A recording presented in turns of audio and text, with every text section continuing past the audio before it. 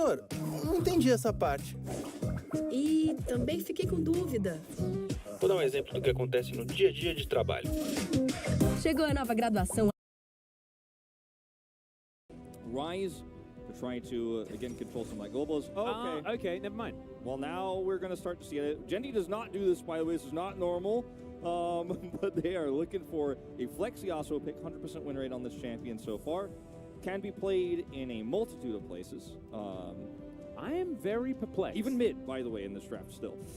Yeah, so this could theoretically be bot lane, Senna lane or top lane, but Senna can easily be banned now. So I wonder what Genji have planned. Of course, the Singed and Senna will be banned, right? I think that's what you have to do. And then the Yasuo is going top lane blind. Yeah, but also there is, like, Diana could still be a thing. Wukong could be played with a Senna lane bottom side. There's Singed, so that's no longer going to be a thing, as we said. Although we didn't expect the Yasuo lock-in to be the one reason why it was going to be banned. We didn't expect this to be the reason why it was not picked in this phase. We thought it would be a normal meta prio pick. We'll have to wait and see here. As Senna, I think, is the way this all kind of lines up for Genji in terms of how they're going to tidy this one together. Yeah. So I think Quantum Freaks would do well to ban it in this second phase. Well, Vi going to be the option here. So getting rid of sort of single target lockdown on the Genji side. Quantum Freaks just looking for that center button, I guess. Although it hasn't really been the rule of pick.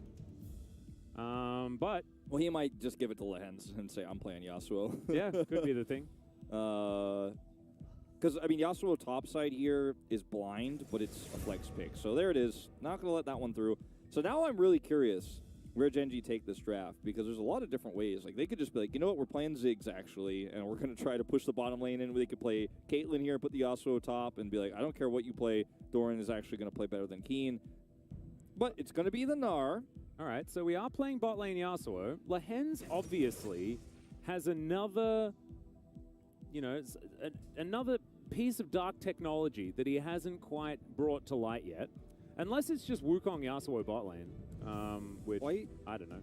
Quite bizarre to see this at this stage of the tournament. Like, this is the one series you wouldn't want to show a cool strategy like this in, to be totally honest. I find this very odd from Genji if they think this is actually quite strong.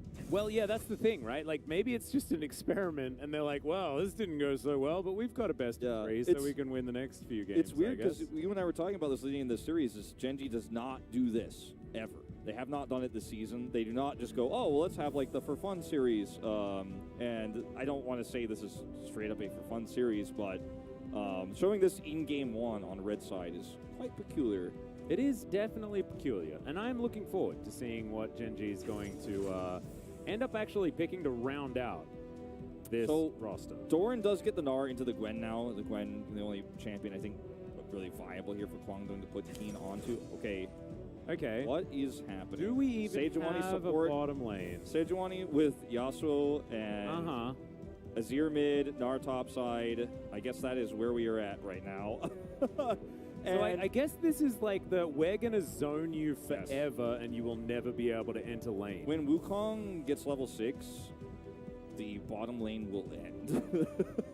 But this is, of course, assuming that Ruler and Lehens can play this bottom duo extremely well. Those that take exhaust ignite here, they will not need to heal 100% have to this lane. We're going to get a few trades on one side. The Doran very we're only seeing him win on it, you know, like the Ari we see with him. So let's see. I'm excited to see how this Yasuo Sejuani lane works because it's designed to bully the Zeri out of the game. Yeah. Very interesting. Almost as interesting as the random slow bro that was sitting on the door sign there. Didn't quite understand, but I liked it. It's a meme with... I'm not going to get into the full explanation. It's very complicated. Okay. Well, that was a cool slow bro. It completely put me off everything that was going on here. Genji with a highly experimental draft. This is obviously something that they had planned into Azera Yumi lane, which does have some weaknesses early on. The thing is, it's more difficult to run these full punish lanes in the LoL Park stage, right? Yeah. Because putting on that much pressure requires a lot of highly proactive play and it's just not the level of aggression that we normally see here. Yeah, I am really curious to see how Windwall is utilized here against Zeri. I think there's a lot of value there. They have hard engage and high damage. Yeah, not a lot of range though. Let's see what happens here as we hop into game one.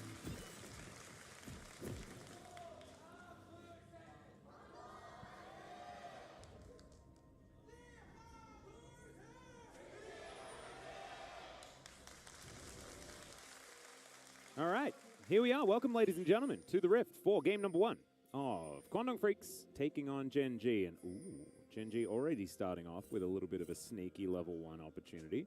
Lahen's going to blindly check, and of course, as Sejuani, you do have all of that extra armor and stuff like that. You may as well put it to good use. Just going to walk in. I believe, not sure whether he spotted the cat. Saw there were a bunch of pings, but wasn't paying attention. I was busy looking at how pretty Bristle was. Yeah, I was also just thinking about the Rise skin, which gives me, it gives me pause. It's a very scary skin that Fate has picked. I don't know. Yeah, especially looked scary when we were panning over when we were in the fountains. Yeah. Just when you zoom in at Rise at that angle, it's not a happy time. I guess unless that's the kind of skin you like. Is Ellen is going to come over here and invade this red buff away with Keen's help. Yep. And that's going to mess with the pathing of Peanut, obviously, and will cost him quite a bit of jungle farm because it's going to be difficult. Now he's going to go ahead and do some vertical jungling here.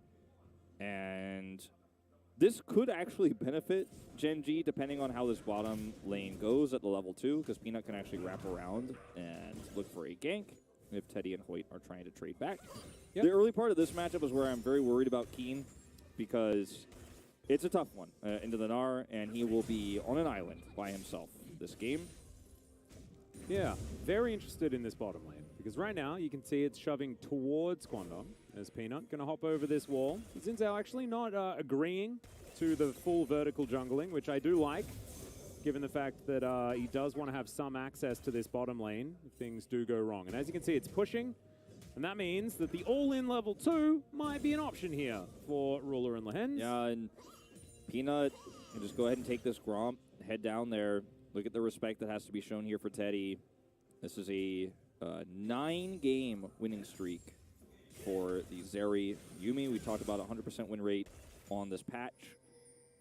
It has been very powerful, very deadly. We've seen a lot of different attempts to shut it down. None have succeeded thus far. The best one is banning the Yuumi so far, is the best answer. So they did not do that this time, so we'll see if Gen G can prove that the Sejuani Yasuo is going to be the best response. Because right now, Xin Zhao is rotating over. Could be a scary time to look for an all-in as level 3 is coming online.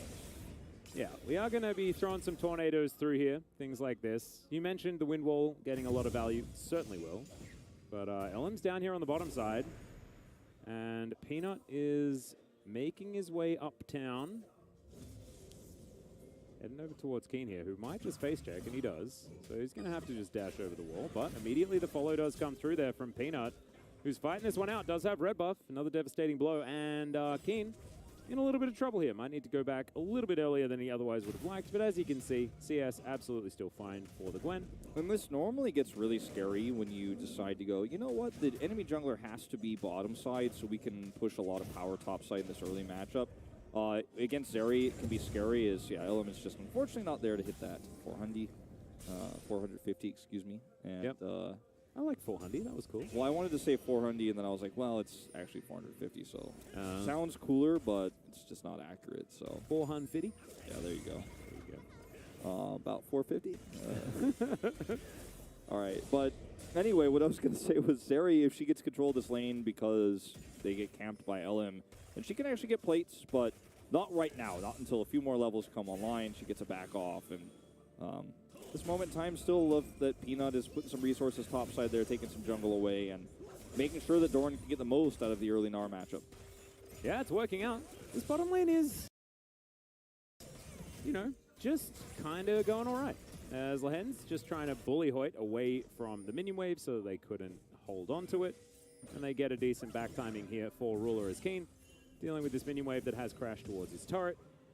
What's so interesting about this draft for Gen G, for how it's working out so far, is put so much pressure on one player we haven't really talked about, which is Ellen, because he has to now balance the early game Gnar versus this Yasuo Sejuani.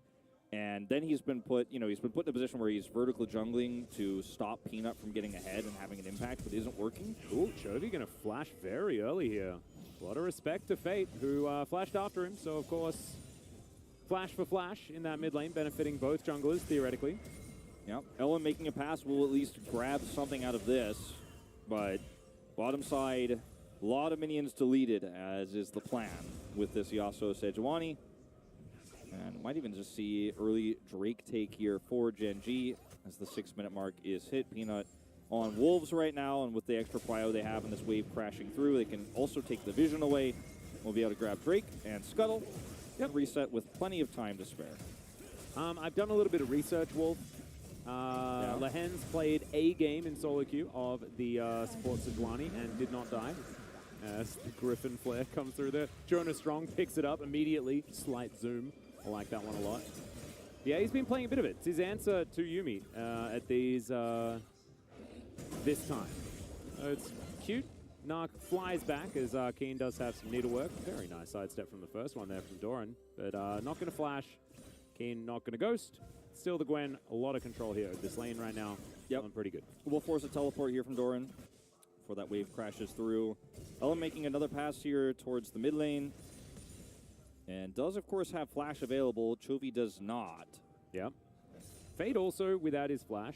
And trading flashes sort of makes sense, but I think there is so much more pressure on Kwangdong Freaks to capitalize on Chovy's being down.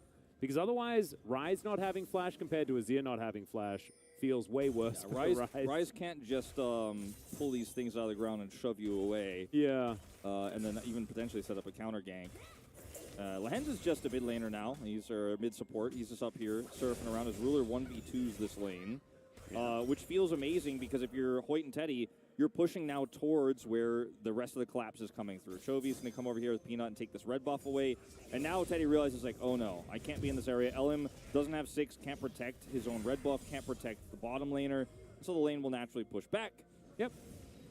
Confirmation and reminder that this is not the first time Lahen's has played the Sejuani. He, in fact, played a support Sejuani game while he was on Griffin, which might have actually accounted for the Griffin flare that did fly up. So yeah. Thank you so much for production, for providing us with at least a bit of mitigation to my memory loss that I obviously have. We've also seen Sejuani support kind of always throughout the last few years, like as a it's 1 like out of 100 pseudo games. being there, right? Yeah.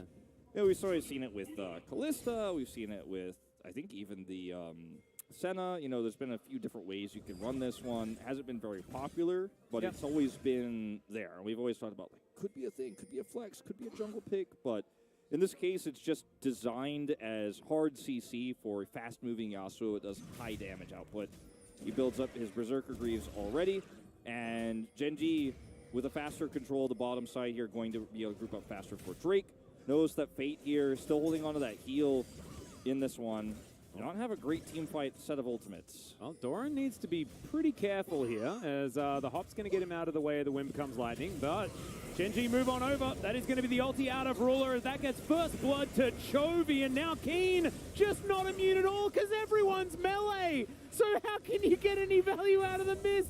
It's a disaster for Kwangdong Freaks. 2 kills for Gen G, and they'll get themselves the helper Shelly. It's just not a team fight composition at this stage of the game for Kwangdong Freaks. You're up against Azir ult, Cyclone, Gnar, who has his Gnar bar available. He was trading like that aggressively because his teammates are rotating over, and he wanted to make sure he had it at the exact right spot for the team fight. Now he's going to grab more plates up here. The group up is real. Chovy's got full push mid, and Zeri trying to come over here. Oh dear. Well, Lahen's is definitely at least top lane tier on this Sejuani as he misses the ult. LM going to come on through though, so they trade this one back.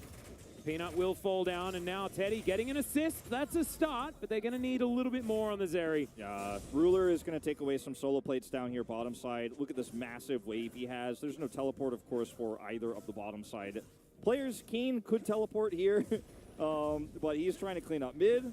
And it's actually going to be the Rise that teleports in as they try to lane swap here. But actually, Doran is delaying the back's top side. This is such a disaster for Kwangdong Freaks all around.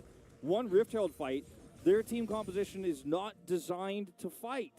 Yeah. And I mean, it's not even a high-tier concept here. I'm really surprised that they thought they could force this. Like, Nars at half health, but has a bar. They set up the knock-up here for the Yasuo ult, and then just watch Ruler. He's like, yep, this fight is over. No one can come through this choke point.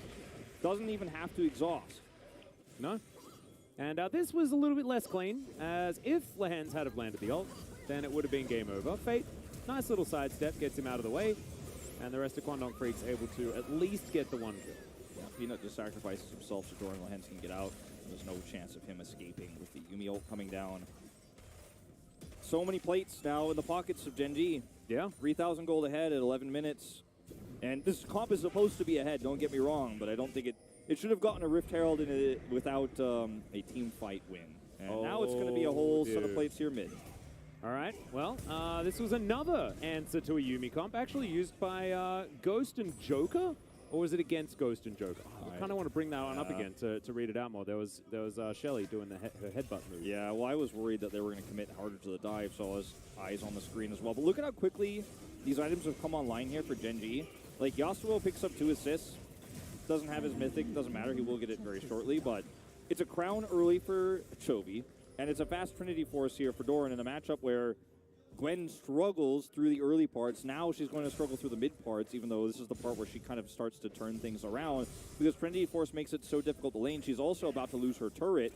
They're going to lose bottom turret here pretty soon. Mid turret is already gone, down to 1 plate, so this map has really opened up for Gen.G. They didn't just say, all right, we're going to have bot prio and take that into objectives. They win a fight. They take plates down in multiple lanes, and they just have so much deep vision they can set up here on the bottom side of the map now as well. And Fate, once again, are going to be the target of a potential dive. Well, I think it's not even potential anymore. It's real. As they are just going to kill him. There we go. There's the knock-up. Arctic Assault was utilized there as Ellen dives on forward. Okay, Lehens was tanking, and so therefore Ruler is absolutely fine. And so they do, you know, put the last breath on cooldown. But otherwise, nothing really expended. And when Teddy comes up here to defend this, and he's a level down, unfortunately, for a little bit longer here, but when he comes up to defend this because he has to, there's nobody getting value on bottom side. Like, Fate was dove, doesn't have teleport, so has to walk down bottom lane as the Rise here. Might even have considered realm warping his way there because so much farm has been lost here for Kwangdong Freaks, even just around the map. Notice that 15 CS up is Doran. Rise 30 CS down against Chovy as he's been out of lane for so long. Teddy is they're trying to give Teddy so much money here in the mid lane. They're like, you can have that farm because I know you need it so desperately, but he doesn't have any power here. And by the time Rise shows up bottom, Ruler's already there. So they're just getting out macroed here. And Zeri can't go bot or she'll just get killed. So she has to kind of hover around this last plate of the mid turret and hope for the best. Yeah. And slight confirmation, it was Damwon that played the Yasuo Sejuani into an Ezreal Yuumi lane, and it was Nuclear in barrel, not even Ghost. I think that was a little bit of typo on the thingy, but very cool. Let's get a bit of a shout out there. It was quite some time ago. I think it was when Yuumi was a little bit more of a menace than she is now, which if you only recently come into League of Legends, you'd be like, how was she worse? Yeah, well. She was much worse. Lehens changed the way we looked at it as well. He did. He's against the Yuumi this time, obviously, and it's a very unique way to approach this game. But Doran is, for those who don't know why Doran just did that, he's not trying to make a statement. He's just trying not to auto the turret so that these minions are deleted by it, and so that there can be no farm picked up. Yep, equalized as well as far as the wave is concerned, but it is going to be moving over to the other side of the map. He can go for a free back, and then that should push back to him eventually. It's just it's one of those Gen.G games, Atlas. Yep. 5,000 gold ahead. Quite literally, this is not even a roundup. The thing is, they have to snowball. Otherwise, you know, it's Zeri without a whole lot of threat at the very end of a fight, right? I mean, yes, she will, but the range advantage for Kwangdong Freaks, if this Zeri gets way too out of control, not to mention Keen, if he can get value out of this Gwen, there are certainly some things for Gen.G to look out for, but as they stretch this lead further and further, and as they make it more and more difficult for Kwangdong Freaks to play the game, it's just not going to matter, you know? You just end up dropping your wallet on their noggin, and they will just fall, much Yeah. like these towers are all over the map. 3 turrets down, all outers, off the map. So farming as Teddy, like where does he go? Where does he go to farm? There is no safe space on this map. There is no place for Azeri to farm. She is just not allowed to. And she has been given all of the farm that Ryze doesn't have. As a lot of this damage, of course, coming from Ruler. Just been having a fair bit of spare time. It's kind of what we were talking about earlier on with the discussion about Ruler's kill participation being so low. And that's because he does things like this. Puts a lot of damage into turrets. Yeah, he's sitting at a very low 66% right now. Yeah. Barely over half. Not good enough. Teddy 100, meanwhile. I mean, the turrets being removed here, the lead that Gen.G set up here with their really nice macro plays around topside, and frankly, Kwangdong Freaks throwing themselves at a Baron fight they had no right to take. The game doesn't get easier from here. We don't even get to have those arguments about, like, well, when is the Zeri moment coming? Because Teddy is going to always be under such immense pressure this game. Even Chovy with the crown that he picked up early is just making a statement of, yeah, I'm not trying to burst Zeri down faster. I'm just going to win these war of attrition fights where we have better items than you. Our gold lead is so high, so early, that as long as I live long enough, I will just out-damage everybody. I will out-damage Zeri on Azir. They are going to be able to take this Drake as in goes Ruler. That is Elam going to be put down extremely low. Elam's still fighting this one out though. Ruler is going to be taken down. The Hens goes golden. As now Chovy trying to fight in that back line. Teddy looking for that Zeri moment, but takes a house to the face. That's going to make things more difficult. Chovy's control of this area, absolutely fantastic. I mean, Elam's Crescent Guard certainly got a lot of value in that fight, but the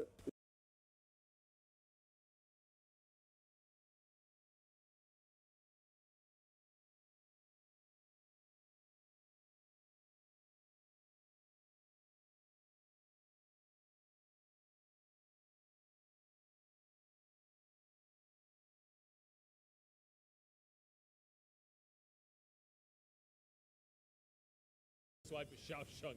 No chance in the 1v3.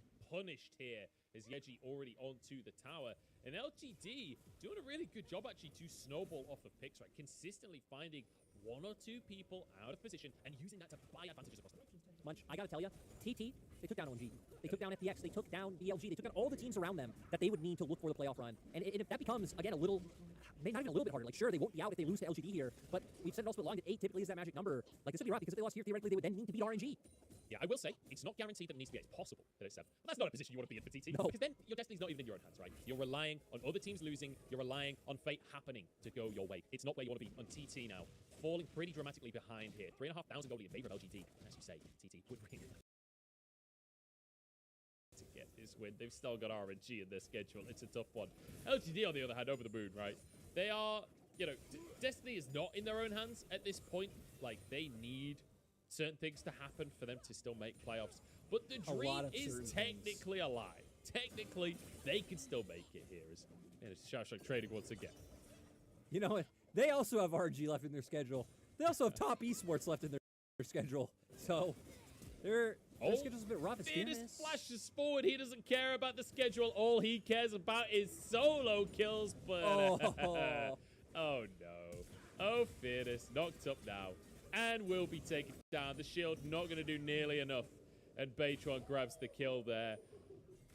That was anticlimactic to say the least. Yeah, you can see the look on his face as well after it happened. I'm just like, man, so close to being able to work out. Fearness trying to take his destiny in his own hands with trying to carry this game for his team. But just honestly giving more breathing room over to the side of TT.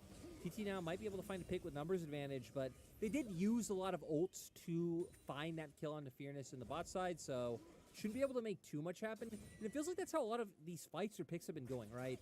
The TT blowing a lot of ultimates and not really able to find a kill, or maybe they find one pick, but then it leaves LG in a great spot to continue on with the fight or find picks of their own. Yeah, pressure on the top side here, but LGD will have to back away, and you can see Tom Kench pushing the wave in the mid lane, but he'll have to back away as well. We're going to kind of reset for a moment here. Now, I want to ask a question from a coaching perspective here, because, you know, you used to coach a couple of teams around the world. I'm curious from the perspective of like LGD here, where they are, you know, the playoffs run is out of their control. Do they give up? Do you think that the players on LGD believe that they can make playoffs at this point? Because you coached Aurora, who finished 8th in the TCL 2018 summer. Like, at what point during the split were you guys giving up on that? So, I actually joined them a month before the split ended, and we had one game. If we lost that one game, we were out.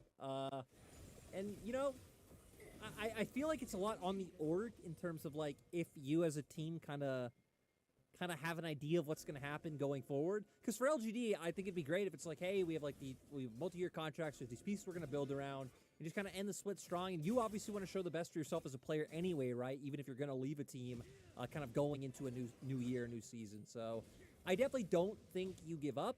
But at the same time, it's easy to know that and very hard to get brought down by negativity of losing, right? So I think it's one of those things where you try not to, but it's also very easy to get pulled into that cesspool of negativity. Yeah, definitely can be. So far, though, doesn't feel like LGD have been buying into that, right? Because, I mean, look at them. Look at them on the Rift right now. Look at the way that Shadow's been playing. The aggression we see out from Fearness as well. Tower TP coming in. Xiaoshong on the flank as well. Beitron trying to get into the midst of the fray. Look at the needlework damage. Xiaoshong cuts through them. And Kepler on the back line with the boomerangs as well. LGD sent packing. And CT, 22 minutes in, we're going to see another Baron. And TT, we're 3,000 gold behind before, equalizing the gold, able to get onto the Baron. And, this is going to be so hard for LGD to contest. LGD last time decided to go for the Drake instead. This time, not so much. In they go. Fearness trying to be the front line as Eric has to do the damage here. 2K on the Baron. Dawning Shadow across the team. Baron taken by TT. Now it's just a 5v3. Slam against the wall as Jinzhao tries to escape, but the Grey Health will not save him. A Baron and a pick. TT have turned this game around. Yeah, this is a huge momentum swing to the side of TT. Now going to be up in gold, be able to pick up more items, definitely be able to get pressure on the map and start whittling down these objectives. LGD might be able to find silver lining in getting a second Drake for themselves, but TT should be able to do a lot more with this Baron than a second Drake matters for the side of LGD. Let's take a look, though. Is the Drake taken by LGD? Oh, hang on. All in on the top side as well. Xiaosheng, low on HP. The Baron minions doing a lot of work. Oh, my days. Yechi's gone. This has gone from 0 to 100. TT, they were behind. They were like 2k down. Now they're 3k up almost. This has just been a complete flip. You know, Gwen damage will always be surprising from what we've seen Xiaosheng able to do in these fights and with that kill. But TT going to be able to not only use Xiaosheng's pressure, but UCal as well to start finding picks of their own. But Fearness not actually really going to do anything. Oh, Jinzhao is caught. Is going to go down. Kepler will grab himself another kill here. And, well, LGD, I think we dared to compliment them there, didn't we? And the second that we did, everything immediately fell apart. Yeah, sorry, LGD. We didn't mean to do that to you, but still nice to see TT, when we were saying how dire it would be to lose this game, are able to bring it back.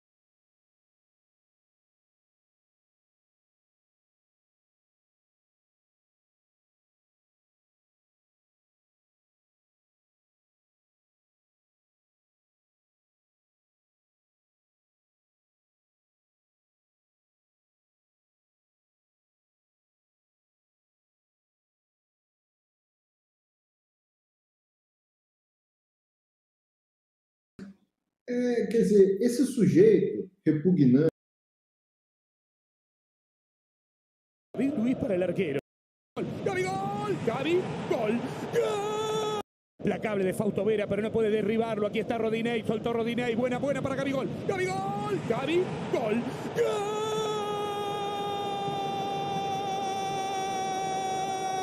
¡Gol! ¡Gol! Gol de manera admirable. 2. Con una chance. Flamengo 2. Corinthians nada.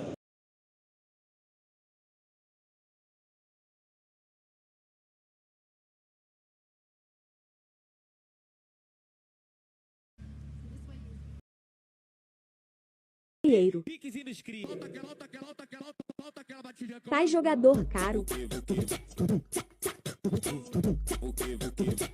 Pai estiloso. Pai de organizada. Pai vaidoso. Mãe que é pai. Pai Lei Maria da Moda. Pai churrasqueiro. Qual é o estilo do seu pai? Pai pra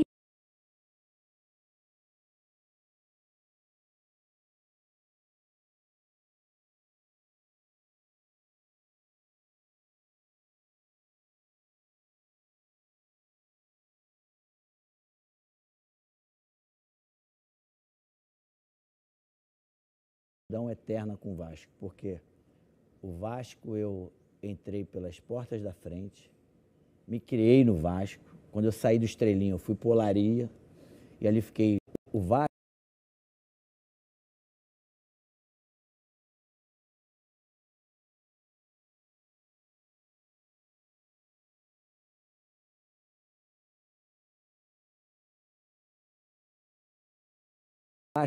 eu tenho uma gratidão eterna com o Vasco, porque o Vasco eu entrei pelas portas da frente, me criei no Vasco. Quando eu saí do Estrelinha, eu fui para Olaria e ali fiquei um ano, pouquinho tempo, e depois logo fui para o Vasco. E ali o Vasco, os maiores títulos que eu tenho mais títulos em relação a time, que o Vasco me deu, eu tenho título carioca, sul-americano, brasileiro. É o time que eu mais fiz gols e eu tenho um feito que é de grande relevância na minha vida, que foi o Gol 1000. Eu fiz com a camisa do Vasco e em São Januário, e tem uma estátua minha por causa disso lá. Então, assim, essa minha história com o Vasco, ela é bem real. Não adianta correr.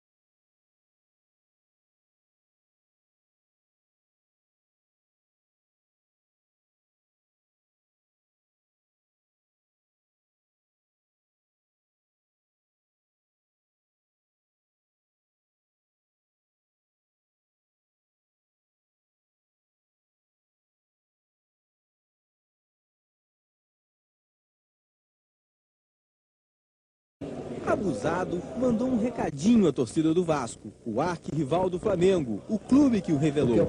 O que eu posso falar para a torcida do Vasco é que quando tiver um Vasco Flamengo, leva lenço pro Maracanã que vai chorar muito.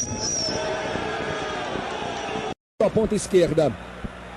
Mais uma vez ele tenta a linha de fundo, cruzamento pro Romário, recebeu baixinho, girou, olha o gol!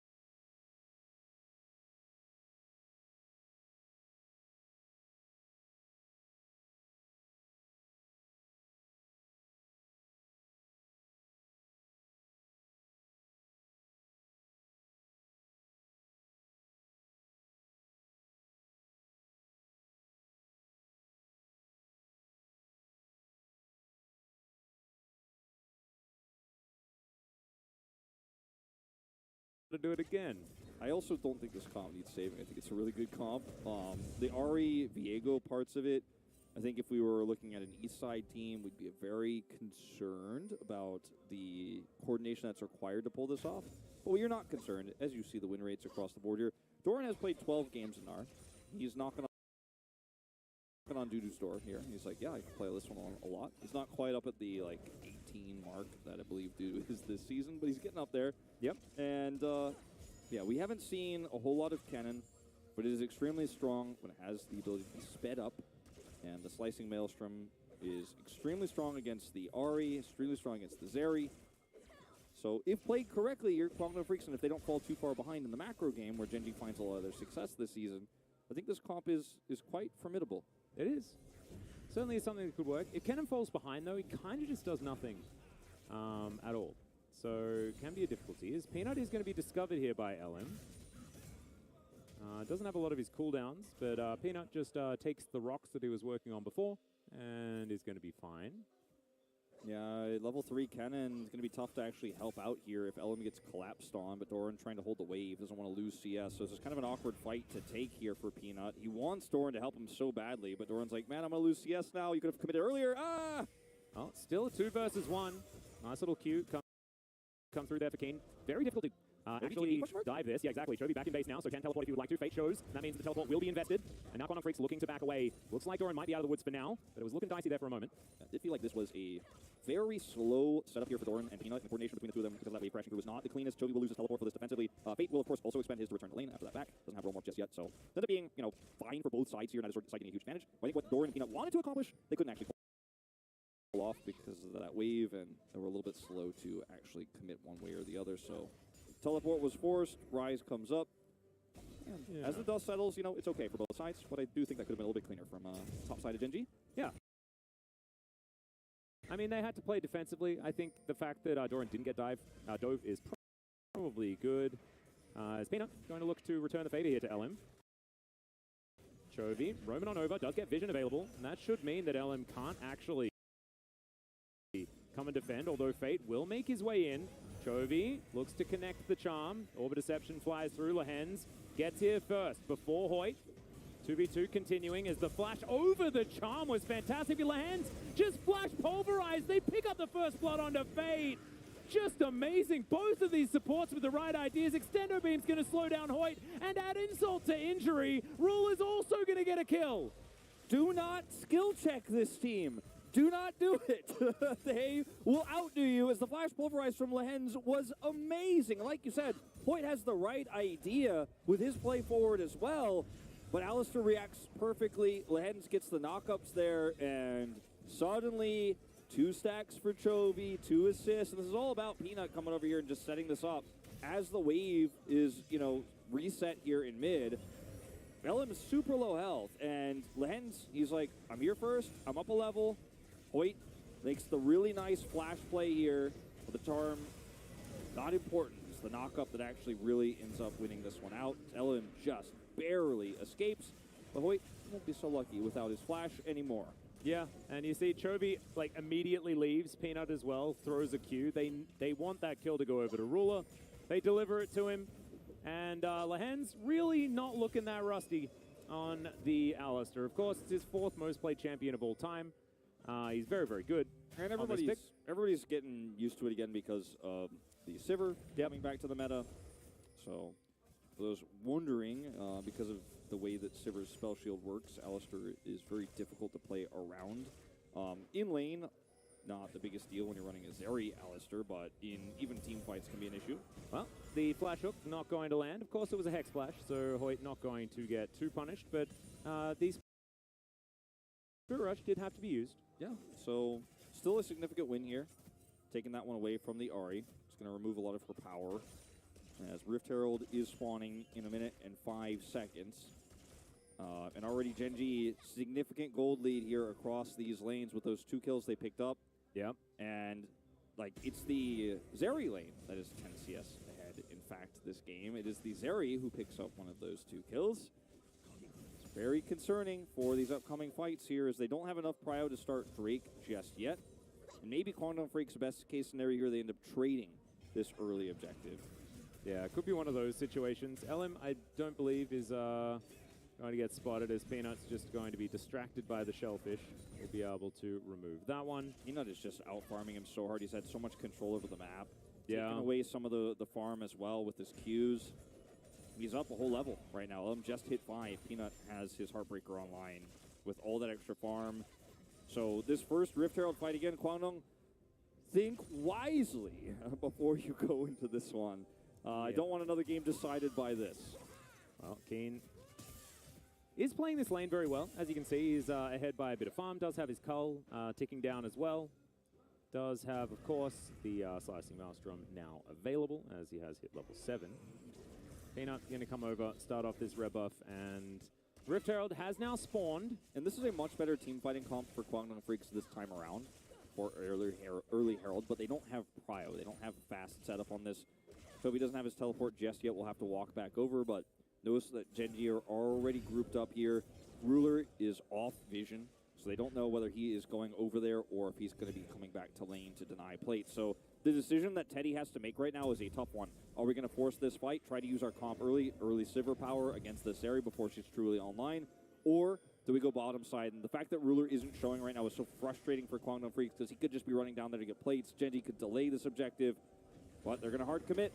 Yeah, that's a nah, that's a wallop. And Doran's going to throw rocks at Keen here as well. Lehens and Peanut going to rotate over. Doran's done most of the work already, and Peanut will just come in and easily pick up the kill. The dive's beautiful. Now Peanut's going to use that lightning rush to try and get himself to safety. Fate sidesteps the boomerang. They're not out of the woods just yet, although the minion wave is going to be here. Chovy turns up as well.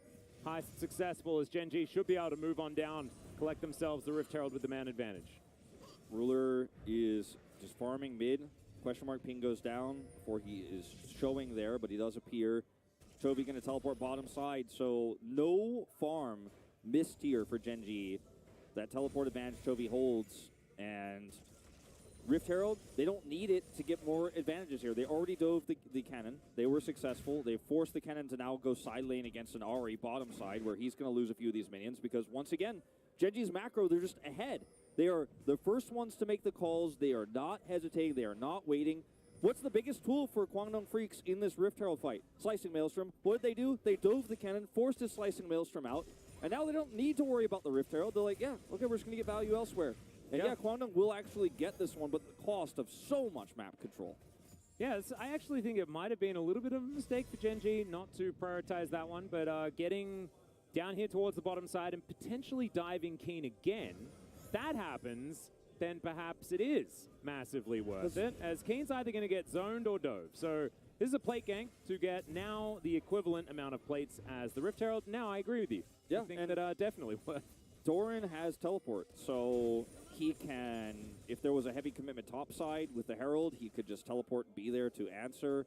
Guangdong Freaks just kind of caught awkwardly here in this weird macro moment where they're like, should we try to collapse on Chovy, punish him, then drop the Herald down bottom side? We don't have Prio mid.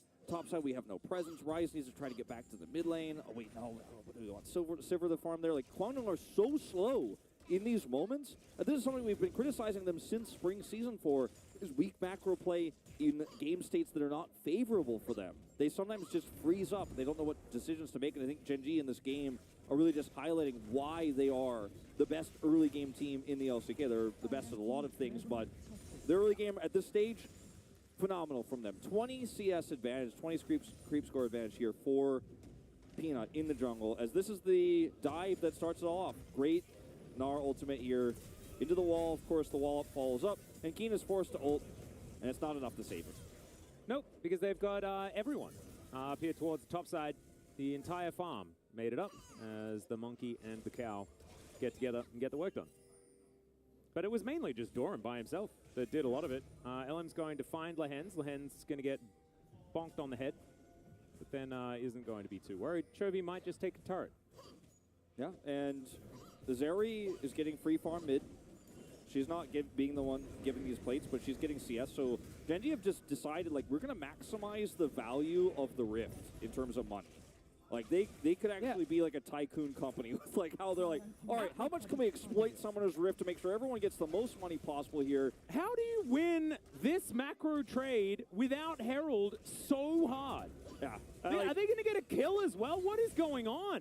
Score should be on the front page. He should be on the front cover of The Economist at this point. No, absolutely. They're just getting so much money. Like, Chovy's like, all right, I'll get plates. Is this an inner turret? I'll get plates. No one can punish. Oh my god, the headbutt is going to interrupt the teleport as well. Yeah, so, Chovy, I mean, even if he did teleport, maybe he died. Yeah, probably. Chovy gets plates bottom side because he is the safest champion to retreat. Zeri can't do this bottom side by herself because if she's dove, she'll die. She has cleanse, or not cleanse, ghost and flash. Is a very slippery champion, but still high risk. Whereas Chovy's just like, all right, you could take my mid farm. Now Chovy on Hollow Life, he would say absolutely not. But in this case, it's like, I'll get the plates. You get the mid farm for free. Unfortunately for them, the Sivir just isn't going to be able to make an impact because we're not going to team fight. We're just going to out macro. Then on the top side, they have the control there as well. Stop that teleport. And Gen G are just winning non-fights in 3 lanes. Yeah. Do you know what this looks like? It looks like the Quandong coaching staff are like, you did 0 damage to turrets, guys. Do whatever you can to get damage onto turrets. And so they try to make the trade because then at least they're doing some damage. There it is. Oh, goodness me. He did 63.82. I mean, theoretically, Ellen should have the Rift Herald damage alongside his name, as Peanut's going to find Fate. Oh my goodness, that does not look like jungle versus mid lane as he gets the flash in trade for his ult. Chovy's going to be out of Spirit Rush, depth charge, range. Certainly good, but yeah, still going to be able to get himself over the wall. He has an item advantage, and it's Merc Treads here for Fate, so he just won't be able to compete there if the Heartbreaker is good, which it was. Forces the flash. And, you know, with Conqueror there in the longer fight, no Everfrost or anything like that. This is not that meta. You are going to die, actually, to Peanut, who is extremely far ahead. Yeah. It is a tough look right now to find the win conditions here for Quandong Freaks. I actually think that Chovy and Peanut, if they continue to play as well as they are now, I think that they might be able to stand up to Inspired and JoJo. It's his first day, Atlas. All right, like, let the man have some pride for his home region. He'll let that go in time, okay? We all started somewhere. We all were like, no, I think my region's okay. Like, we're doing really well. Like, Ken does not have his best split, okay? Yeah.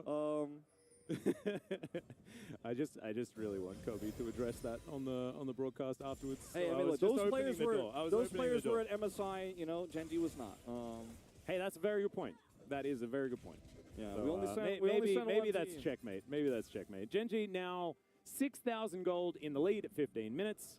We do have a minute away from the Hextech Drake. It's not going to be a Cloud Soul, so a bit sad about that. Hopefully it's not an Ocean as well, because that's also not too fun. Fate's going to rotate down. Back did come through here. We're coming off a bit of a reset on Gen G's side, and bounties are up, guys. Yeah, this game around, Quandong Freaks at least got a Herald charge into a turret, so that meant that two plates went down. They traded that for an outer and an inner in the bottom lane, and a whole bunch of plates in the mid lane. And now Ruler and Teddy are fighting in the mid, but not going to find too much more as Chovy looks for the Everfrost, does find the charm there, and gets the return on the Orb of Deception. Ellen comes in, though, and Chovy's going to have to use that Spirit Rush defensively. Peanut picks up the kill, can't transform in time, though. As now, Chovy is going to throw out a charm and looks to try and keep himself alive, but does not do so. Well, looks to try and execute himself without giving the kill to Sivir. That's going to fail. Ruler will take the outer turret in mid. Now Lehens is going to find Teddy. Ruler had the most interesting Zeri moment of all time, where he just kills a turret, and he's like, yeah, so actually I got a ton of money and finished a call. I didn't win a team fight. I didn't get that kill early, but you guys doing all that stuff topside, and I'm just actually going to farm and then zip over the wall. And second Rift Herald here. I don't think we can take this just yet, Gen G. I think we will have to wait for some reinforcements. Chovy does not have teleport out. He is holding the cleanse at the moment. I think they could slow this one down and still look for the fight, but we'll have to wait for the group up first. Indeed. Peanut has made his way over. No Heartbreaker available. Chovy also waiting on his Spirit Rush. He is going to get here in relative time. So, Doran with a great Naba, and if Quandong Freaks stay grouped up like this, it is a very dangerous time. Flash available for the Gnar, and that's why you see Quandong backing away. They can't fight against the huge Naba that Doran has built up, and they are just going to back away, of course, recognizing the huge gold lead as well. As Chovy's just walking on forward, does have the ultimate back up now. So they are just going to have to give that one up.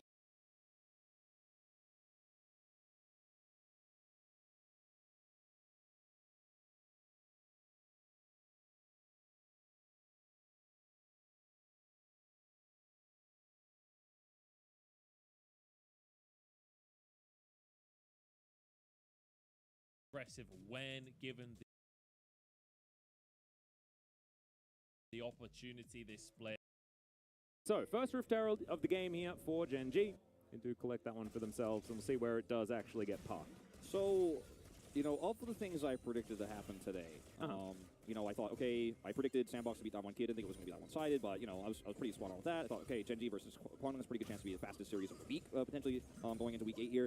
What I did not predict of all the things that we could have known was that Gen G would have a more one-sided game 2 after what we watched in game 1.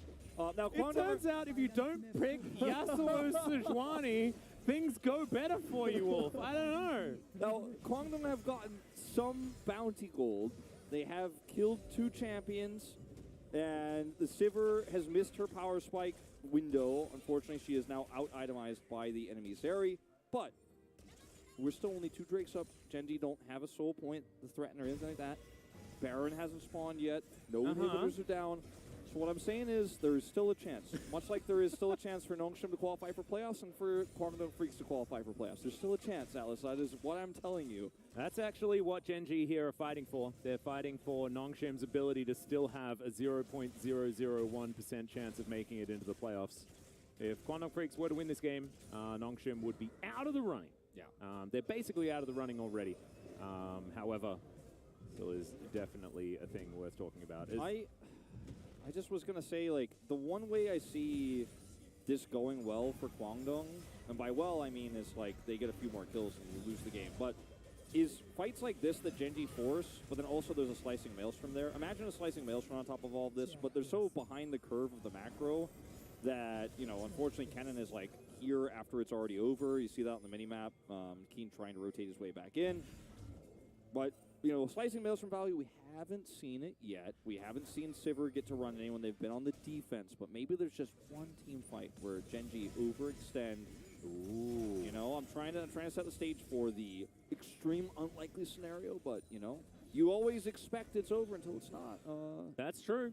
It is only over when the Nexus explodes. Gen G never thought it could happen to them, but, you know, there's that small chance. I mean, it's still likely that it can't happen to them. However, you're exactly right. Yeah. There is always a chance. Fate and Elm now looking to try and defend this one. Extendo Beam going to do a bit of damage there to the Rise.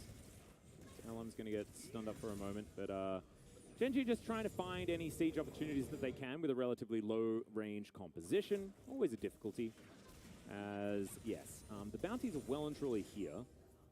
At least a top lane outer turret was taken by Quantum. Yeah, is this going to make a record for the longest appearing bounties in a professional game in the LCK? Like, whoa, we even tracking that stat? I don't know.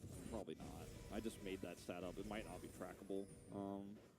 We usually don't see bounties stay up this long in pro games because teams will claim some of them, and the gold lead is not this massive at this stage. Where, like, the normal gold lead you have is one of the individual gold leads that one of the players at Gen G has, like, at this stage. Like, that's pretty average. Just pick one of those. Now, you add all of those up, and we're about to crest 10,000 gold at 20 minutes in. And it's a lower kill score game than the last one. Yeah. But I think, honestly, like I said before, a much more dominant lead for Gen G in this one. And they are just not allowing Quantum Freaks to play the game, which is why it has slowed down. It is now the suffocation process that is beginning. This means that Peanut is taking away all of the jungle camps from Elm, and Gen G will just keep all of the pressure up. Shirley going to come on forward as Peanut is going to break. Oh, goodness me. That's a lot of damage with the Extendo Beam. Ruler has just an extra BF sword. Seems to have made a bit of a difference here. As Fetty is going to spell shield it. Ruler now has to flash to get out of the way of Elm. He has one more opportunity to use this Cyclone as Realm Warp's going to come through. Ruler is just going to walk to the left. That will get him out of there. Keen's dead. And now the rest of Gen G can turn their eyes towards the Quantum Freaks team. 2 stunned into the wall. Ellen trying to escape. Fate's dead, though. Hoyt's going to go down as well. And Ruler is still alive. How is he doing this? He just baited them all in. Look at that. Terrified Yumi.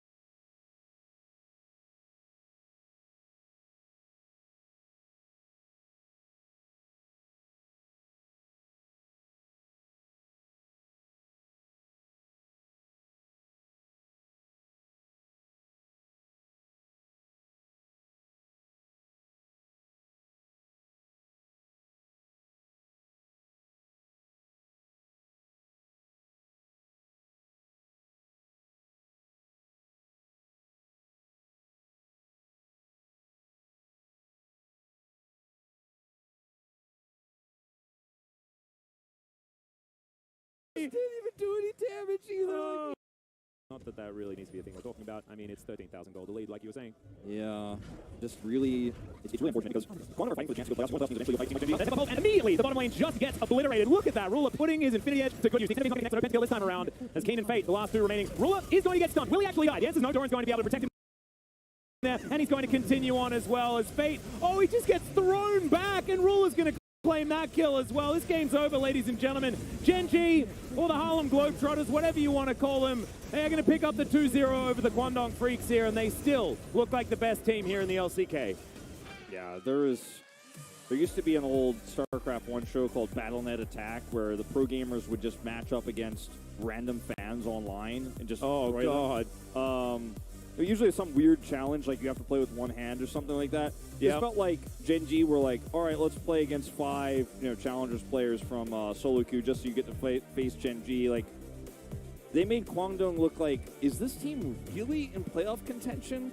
Because if we didn't have the format where Genji would actually just skip around because they're top 2, Guangdong, if they got in the last spot, would probably face them. It would be number 1 versus number 6, and it would be like, yeah, you're fighting for playoffs. You got to face us again. Oh man. As this is just, I mean, I don't know what else to say, guys. We can't analyze these games. This was several tiers worth of difference between these two, and Peanut gapped Elam so hard that, well, I mean, there is something to say.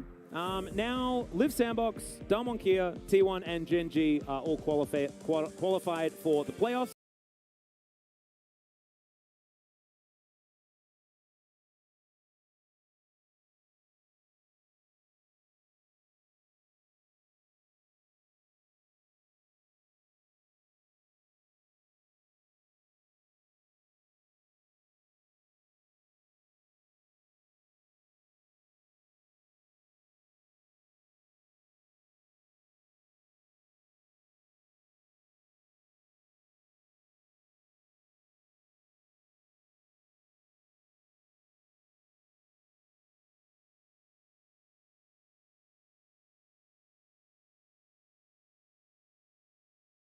When Genji are on the Rift, they're always the ones looking for the action.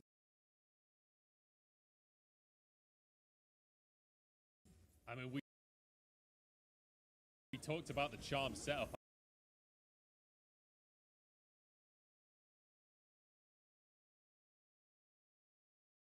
I didn't expect it to be that good. Yao finding that perfect moment to punish Angel. And like you say, flash on cooldown now becomes very difficult for the Weibo mid laner. Big damage from 369. He ain't afraid of no nerfs. No, and again, some of the things that were hit from him, like some of his like base HP and armor taken down, is nothing probably going to come from this. Forced a flash at the bottom side. I don't know what he necessarily expected from that hook, but apparently it wasn't to pull in enemies. So I'm not entirely sure what other options are available from hooking there, but it forces his own flash out. I don't know if he like hooked and then maybe thought like, oh shit.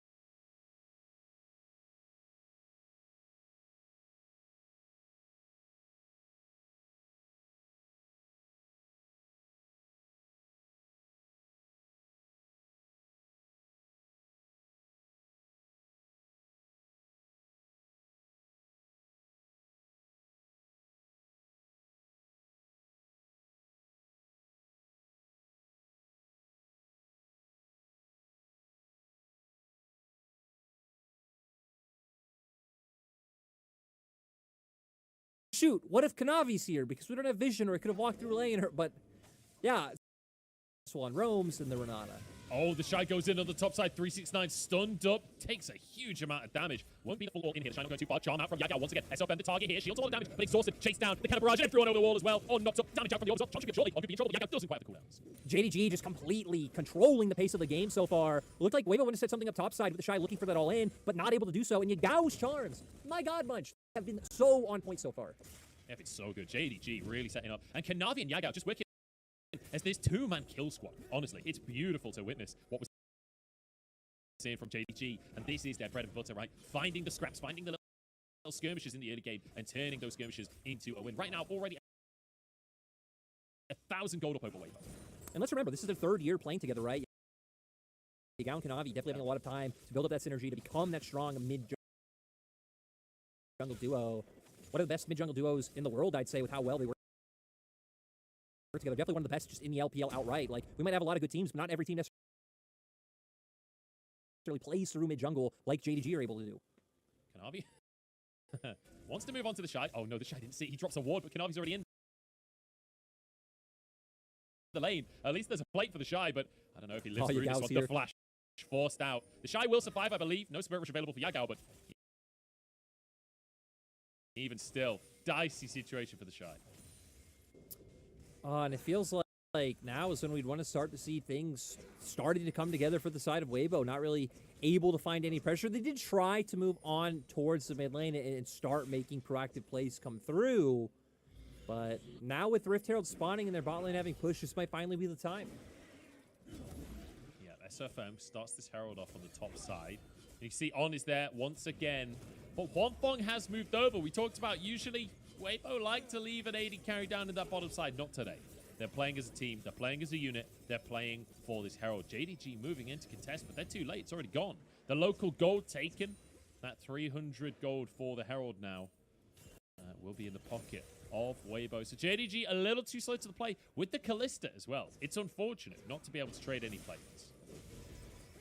Yeah, sadly, like you said, just too slow in that rotation. Looks like they could try and pivot this into an early Dragon take for their side. They obviously have a Callista as well, so it would just be very easy trying to secure this objective.